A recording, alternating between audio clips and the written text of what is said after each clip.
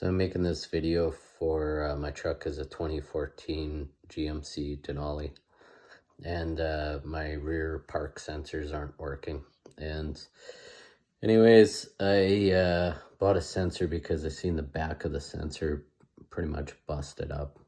I guess word to the wise when you're changing these out that for the harness, if I do it again or whatever, honestly, if you say changing the harness and the sensors, what I did was just basically ripped out all the grommets, pulled out the harness, and then in the back corners, like I said in the other clips there, you can't even hardly fit your hand in there, so I ended up putting a screwdriver, and there's two top tabs, and just kind of pushing the sensor out from the back of the bumper, like with my finger on the one side, pushing it inwards towards you and removing the whole sensor still connected to the harness, because it's just, you can't even get your hands in there. So I removed that from the back side. There's a tab on the top and the bottom, and then you put your finger in, push back, it comes out, and then I pulled the harness out that way. Same thing with putting the sensors in.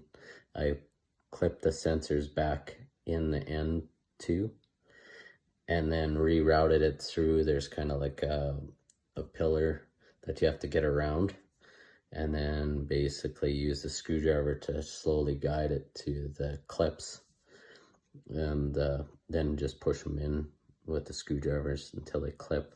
So another thing too is you got to really watch when it's coming towards the bumper inside that you're not squishing those little rubber grommets and stuff. So I guess the other two that are closer to the license plate is not that hard to remove, but I guess the biggest thing is they got these little red clips that help lock it into each sensor, and pretty much I busted every freaking one of them.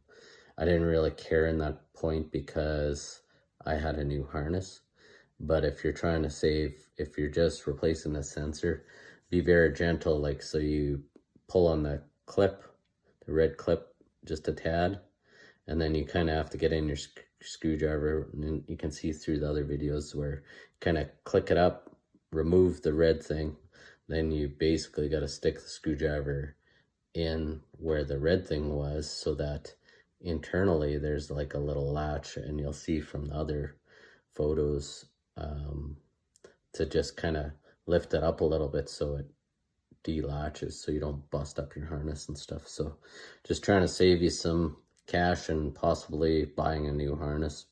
And like I said, I bought the harness for $100 Canadian, but the sensors here, they run honestly at the GM Center for $260, which is a total ripoff.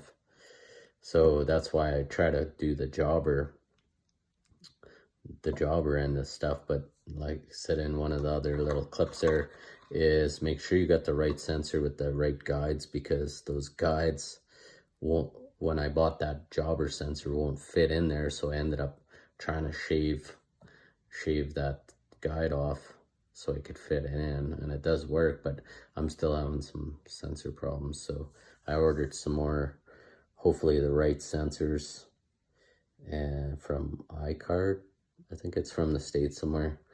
But yeah, I could buy all 4 of them for the price of one GM one. So anyways, I'll let you know. I'll give you an update later on, hopefully a video, but hopefully this helps if you're trying to do it yourself.